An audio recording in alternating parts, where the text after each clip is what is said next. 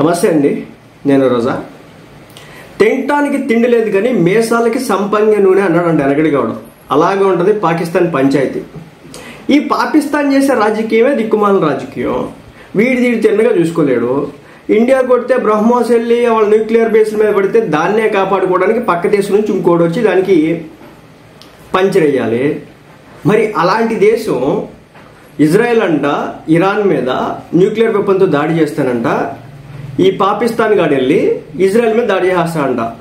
ఇది చెప్తుంది ఎవరంటే ఇరాన్ చెప్తోంది. ఇరాన్ దగ్గర ఇప్పుడు న్యూక్లియర్ వార్ హెడ్స్ లేవు, పాకిస్తాన్ దగ్గర న్యూక్లియర్ వార్ హెడ్స్ ఉన్నాయంట.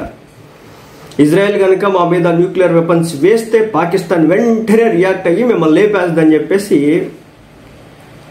ఆ ఇరాన్కి సంబంధించినటువంటి ఒక డిప్లొమేట్ మాట్లాడమైతే వాగడం అయితే జరిగింది. దీనికి సంబంధించి ఇప్పటి వరకు పాకిస్తాన్ రియాక్ట్ కాలేదు. ఎందుకు రియాక్ట్ కాలేదు? బేసిక్ ఏంటంటే పాకిస్తాన్కి ఇజ్రాయెల్కి ఎక్కడ చెడిద్దంటే మన విషయంలో భారత్ను వచ్చేసి ఇజ్రాయెల్ అవుట్ రైట్గా సపోర్ట్ చేస్తుంది. అసలు వెనక్కి తగ్గే ప్రసక్తి లేదు. అది పాకిస్తాన్ విషయంలోనే, ఇంకో దేశం విషయంలోనే, చైనా విషయంలోనే లెక్క చేయదు ఏమాత్రం కూడా. భారత్కి 100% సపోర్ట్ ఇస్తూ ఉంటుంది. మొన్న మనం అటాక్ చేసినటువంటి డ్రోన్స్ కూడా ఆల్మోస్ట్ మనము ఇజ్రాయెల్ సంయుక్తంగా తయారు చేసి అటాక్ కొట్టినాయి పాకిస్తాన్ మీద. టర్కీ పాకిస్తాన్కి వెపన్స్ ఇస్తే మనకి ఎలా సుర్రం ఉందో అలాగే ఇజ్రాయెల్ మనతో పార్ట్నర్షిప్లో ఉంటుంది, వెపన్స్ ఇస్తూ ఉంటుంది కదా, దానికి అలా సుర్రం ఉంటుంది అనమాట. సో కథ ఏమంటే అదే గట్టిగా ఇజ్రాయెల్ని భయపెట్టాలనుకుంటే నేను పాకిస్తాన్ దీనికి డబాయిగా ఇంకోట్లేదు. చూడడానికి బుడ్డ కంట్రీనే, ఉండే తక్కువ జనాభానే, కానీ కొట్టే దెబ్బ మామూలుది కాదు. ఇజ్రాయెల్ వెనక ఎప్పుడు అమెరికా ఉంటుంది అన్నమాట. అది సంగతి. ఇజ్రాయెల్ ఇరాన్ మధ్య భీకర యుద్ధం ఇప్పుడు జరుగుతోంది. ఇరాన్ సైనిక స్థావరాలు, చమురు క్షేత్రాలు, అణుశుద్ధి కేంద్రాలను లక్ష్యంగా చేసుకుని ఇజ్రాయెల్ భీకర దాడులకు పాల్పడుతుంది. ఈ దాడులతో టెహ్రాన్లోని కీలక ప్రాంతాలు ధ్వంసమయ్యాయి. ఇరాన్ సైతం ఇజ్రాయెల్పై ప్రతిదాడులకు దిగింది. దీంతో ఇజ్రాయెల్లో ప్రధాన నగరాలు బాంబుల మోతతో దద్దరిల్లుతున్నాయి. ఆపరేషన్ రైజింగ్ లైన్ పేరుతో ఇరాన్పై ఇజ్రాయెల్ దాడులకు పాల్పడుతోంది. ఈ క్రమంలో Iran supreme leader Ayatollah Khali Khamenei target గా క్షిపణుల దాడి చేస్తుంది. ఖమేనీ నివాసంతో పాటు ఇరాన్ అధ్యక్ష కార్యాలయం ఉండేటటువంటి ఆ ప్రాంతంలో కూడా ఇజ్రాయెల్లో వైమానిక దాడులు జరిపింది. ఖమేనీ నివాసానికి అత్యంత సమీపంలో ఈ పేలుళ్లు జరిగినట్లు టెహ్రాన్ మీడియా చెప్పుకొచ్చింది. ఈ క్రమంలో ఖమేనీ అతని కుటుంబాన్ని అధికారులు సురక్షిత ప్రాంతానికి తరలించినారు. ఏం లేదు, బంకర్లో దాచిపెట్టినారు. ఈశాన్య టెహ్రాన్లోని అండర్ గ్రౌండ్ బంకర్లో ఖమేనీ ఆయన కుటుంబం తలదాచుకున్నట్టు తెలిసింది. నిజం చెప్పాలంటే ఇరాన్ ఇప్పటికిప్పుడు తలుచుకుంటే, ఇజ్రాయెల్ ఇప్పటికిప్పుడు తలుచుకుంటే ఖమేనీని లేపు అవతలేగలదు. పెద్ద విషయం కాదు. ఎందుకంటే వీళ్ళు చేసే ఎలా ఉంటాయంటే మనుషులు లేకుండానే ఏ ప్రాంతాన్ని లేపగలుగుతారు. సో అంత పవర్ఫుల్. వాళ్ళ దగ్గర మొసాద్ అని చెప్పేసి ఒకటి ఉంటుంది అన్నమాట. మామూలుది కాదు. అంటే ఈ మొసాద్కి సంబంధించినటువంటి వ్యక్తులు ఇరాన్లో టాప్ ప్లేస్లో ఉన్నటువంటి వ్యక్తులుగా కూడా ఉంటారు, కానీ ఆ విషయం వాళ్ళకి కూడా తెలియదు. అలాంటి పీపుల్ ఉంటారు అన్నమాట అక్కడ. అయితే ఇరాన్ ఇజ్రాయెల్ యుద్ధంతో పశ్చిమాసియాలో మళ్లీ రగులుకుంది. దాడులు విరమించాలని అంతర్జాతీయ సమాజం కోరుతున్నా రెండు దేశాలు పట్టించుకోవట్లేదు. తాజాగా ఇజ్రాయెల్ ప్రధాని నెతన్యాహు ఇరాన్ పై సంచలన వ్యాఖ్యలు చేశారు. ఇరాన్ కు అమెరికా అధ్యక్షుడు డొనాల్డ్ ట్రంప్ నంబర్ 1 శత్రువు, ఆయన్ని చంపాలని టెహ్రాన్ చూస్తుందని అన్నారు. ఇరాన్ వద్ద అణ్వాయుధం ఉండకూడదు, అంటే వారు యురేనియంను శుద్ధి చేయకూడదు. అందుకోసం ట్రంప్ కఠినమైన నిర్ణయాలు తీసుకున్నారు. దీంతో ఇరాన్ కు డొనాల్డ్ ట్రంప్ ప్రధాన శత్రువుగా మారారని, ఆయన్ని చంపాలని ఇరాన్ చూస్తుందని నెతన్యాహు వ్యాఖ్యలు చేశాడు. ఇక ప్రపంచంలో అణ్వాయుధాలు ఉన్న దేశాల్లో అమెరికా, రష్యా, ఫ్రాన్స్, భారత్, ఉత్తర కొరియా, ఇజ్రాయెల్తో సహా పాకిస్తాన్ కూడా ఉంది. ఈ క్రమంలో ఇజ్రాయెల్ వచ్చేసి ఇరాన్ పై అణుబాంబును ప్రయోగిస్తే పాకిస్తాన్ రంగంలోకి దిగుతుందని, ఇజ్రాయెల్ పై న్యూక్లియర్ అటాక్ చేస్తుందని ఇరాన్ కు చెందినటువంటి ఐఆర్జీసీ జనరల్ మొహిసిన్ రెజాయి సంచలన వ్యాఖ్యలు చేశారు. ఇజ్రాయెల్ మాపై అణుదాడి చేస్తే ఇస్లామాబాద్ కూడా టెల్ అవీవ్ పై అణుబాంబును ప్రయోగిస్తుంది. నిజం చెప్తున్నారు, వాళ్ళు ఒకవేళ అణుబాంబును ప్రయోగిస్తే ఆ బాంబు వెళ్ళి వాళ్ళ దేశంలో పడుతుంది, పక్క దేశం దాకా కూడా అది పోదు. ఎందుకంటే మనం చూసినాం కదా ఎక్కడ దాకా వచ్చినాయో, ఎలా జరిగినాయో. సో కాల్చుకుంటే వాళ్ళ దేశంలో పడినటువంటి పరిస్థితి. చివరికి చైనా డిఫెన్స్ సిస్టమ్ తెచ్చుకున్నా కానీ ఏం ఇయ్యకలేకపోయినటువంటి పరిస్థితి. ఆ మేరకు మాకు ఇస్లామాబాద్ నుంచి హామీ వచ్చిందంటే ఇరాన్ ప్రభుత్వం ఆధీనంలోనే టెలివిజన్ ఛానల్కి ఇచ్చిన ఇంటర్వ్యూలో ఆయన చెప్పుకొచ్చాడట.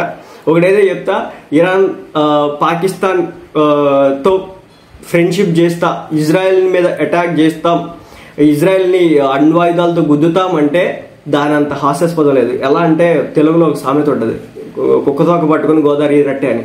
సో ఇక్కడ కుక్కతోక అంటే పాకిస్తాన్ అనమాట. దానికే తిన్నగా ఏమీ లేవు. మొన్న ఆ కంట్రీ మీద అటాక్ చేస్తేనే చివరాఖరికి ఆపలేనటువంటి పరిస్థితి. చివరాఖరికి భారత్ వచ్చేసి 10-11 ఎయిర్ బేస్లు కోర్టు అవతలేసింది.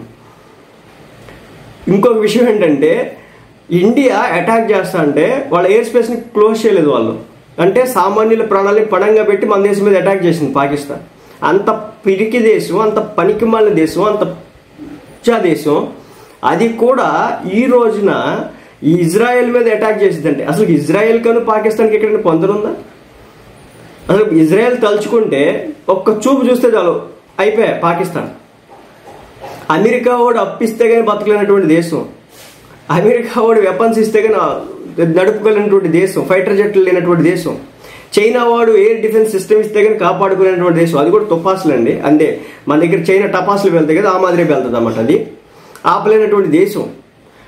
న్యూక్లియర్ అదే ప్లేస్ ఉంది కదా మన ప్లేస్, ఆ ప్లేస్ మీద వెళ్ళి కొడితే మనం బ్రహ్మోస్లు కొట్టిందంట, యురేనియమో లేకపోతే రేడియేషన్ లీక్ అవుతా ఉంటే పక్కనున్న ఈజిప్ట్ దేశం నుంచి దానికి కంట్రోల్ చేయడం కోసం అని చెప్పేసి తెచ్చుకున్నటువంటి దేశం. ఆ దేశం ఇరాన్కి సపోర్ట్గా నిలబడుతూ ఇజ్రాయెల్ మీద వచ్చేసి వెపన్ అటాక్. ఇంతకంటే హాస్యాస్పదం ఉంటుందా? వాడిని వాడు కాపాడుకోలేనోడు పక్కనోడి కోసం కాపాడతాడంట. పాకిస్తాన్ పంచాయతీ ఇదే. వాడిని ఆ దేశం కాపాడుకోలేదు, పక్కన ఉన్నటువంటి ఆఫ్ఘనిస్తాన్ ఓస్తాంది, సొంత దేశంలో ఉన్నటువంటి బలోచ్ వాదులు, బలూచిస్తాన్ లిబరేషన్ ఆర్మీ కుప్పలుగా కాల్చుతాంది, దొరికినట్టు వేస్తూ ఉంది. వాళ్ళనే కంట్రోల్ చేసుకునేటువంటి ఆ దేశం ఇరాన్కి న్యూక్లియర్ వెపన్ ఇచ్చేసి ఇక్కడ నుంచి లాంచ్ చేస్తే ఇజ్రాయెల్ వచ్చేసి చేతులు కట్టుకుని కూర్చుంటుంది. ఇజ్రాయెల్ చేతులు కట్టుకుని కూర్చుంటుంది. ఈ పిరికి దేశం చెప్తోంది, ఈ పాకిస్తాన్ చెప్తోంది, ఇప్పటి వరకు పాకిస్తాన్కి సంబంధించినటువంటి ప్రధాని నవాజ్ షరీఫ్ బయటకు వచ్చి అవుట్ రైట్గా మేము ఇజ్రాయెల్కి సపోర్ట్ చేస్తాం, ఇజ్రాయెల్ మీద అటాక్ చేస్తాం, ఇరాన్ మీద ఇజ్రాయెల్ న్యూక్లియర్ వెపన్స్ యూజ్ చేస్తే మేము న్యూక్లియర్ వెపన్స్ యూజ్ చేస్తాం ఇరాన్ మీద అని చెప్పమని చూద్దాం. ఒక్క స్టేట్మెంట్ ఏమని చూద్దాం. అన్న 2 సెకండ్ లెగిసిపోద్ది. అది పరిస్థితి పాకిస్తాన్ది. మనం అటాక్ చేయాలి, ఇండియా అటాక్ చేయాలంటే ఇండియా అవసరం లేదు, అమెరికా ఉంటుంది అక్కడ. అమెరికా ఇజ్రాయెల్కి ఫస్ట్ ప్రయారిటీ ఇస్తుందా, పాకిస్తాన్కి ఇస్తుందంటే ఇజ్రాయెల్కి ఇచ్చుకుంటుంది. బ్రిటన్ ఎవరికి ప్రయారిటీ ఇస్తుందంటే ఇజ్రాయెల్కి ఇచ్చుకుంటుంది. నాటో కంట్రీస్ ఎవరికి ప్రయారిటీ ఇస్తే అంటే ఇజ్రాయెల్కి ఇచ్చుకోండి.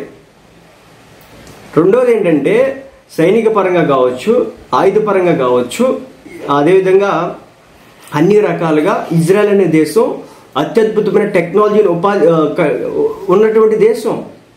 ఆ దేశాన్ని బద్నాం చేసేద్దాం, ఆ దేశం మీద అసలు న్యూక్లియర్ వార్ హెడ్ రిలీజ్ చేయాలని చెప్పేసి ఒక థాట్ వస్తే చాలు సగం దేశం లెగిస్తుంది పాకిస్తాన్. ఈ పాకిస్తాన్ అంటే ఇరాన్కి సపోర్ట్ చేస్తుందంట, లేపిద్దంట.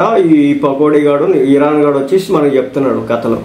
చెప్తున్నా కదండి, ఇరాన్ అనే దేశం దగ్గరికి ఏ రోజుకి కూడా ఒక న్యూక్లియర్ వెపన్ వాళ్ళ చేతిలో ఉండకూడదు. 1998లో పాకిస్తాన్ న్యూక్లియర్ వెపన్ని తయారు చేయకుండా ఉంటే ఈ రోజున పాకిస్తాన్ ఎక్కడ ఉన్నామంటే వేసిన కాడ ఉన్నా అనేది. వాళ్ళ దగ్గర న్యూక్లియర్ వెపన్ ఉంది కాబట్టి మనం గట్టిగా టార్గెట్ చేసి అటాక్ చేయట్లేదు. ఎందుకంటే దాన్ని దరిద్రం కొద్ది రిలీజ్ చేసినామంటే మన దేశం సర్వనాశనం అవుతుంది. రేపొద్దు ఇరాన్ అనే కంట్రీ మామూలు కంట్రీ కాదు. నేను ఇంతకుముందు వీడియోలో చాలా సందర్భాల్లో కూడా చెప్పిన, అది వచ్చేసి హెజ్బొల్లా అని చెప్పేసి, ఈ పాలస్తీనాకి సంబంధించినటువంటి హమాస్ని అని చెప్పేసి, అదేవిధంగా హౌతీ రిబల్స్ అని చెప్పేసి, ఇలా ఒక్కరిని కాదు ఇద్దరిని కాదు, అస్సలకి ప్రపంచంలో ఉన్నటువంటి ఉగ్రవాద గ్రూపులు అన్నిటికీ ఫండింగ్ చేసేది ఈ కంట్రీ.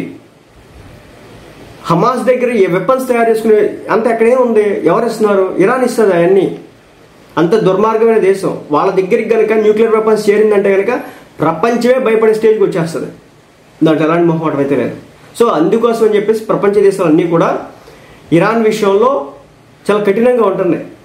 అది సామాన్య దేశం కాదు, దిక్కుమాలిన దేశం. ఇరాన్ అనే చేతులకు న్యూక్లియర్ వెపన్ వెళ్ళకూడదు, వెళ్ళిందంటే కనుక అయిపోయినట్టే. ఈ పాకిస్తాన్, టర్కీ ఈ 2 కంట్రీస్ ఇప్పుడు వచ్చేసి ఇరాన్కి బహిరంగంగా మద్దతు తెలియజేస్తున్నాయి. చూడాలి. ఇస్లామిక్ కంట్రీస్ కూడా ఇరాన్కి సపోర్ట్ చేయవు, ఎందుకంటే ఇరాన్ ఒక దిక్కుమాలిన కంట్రీ. అది సంగతి.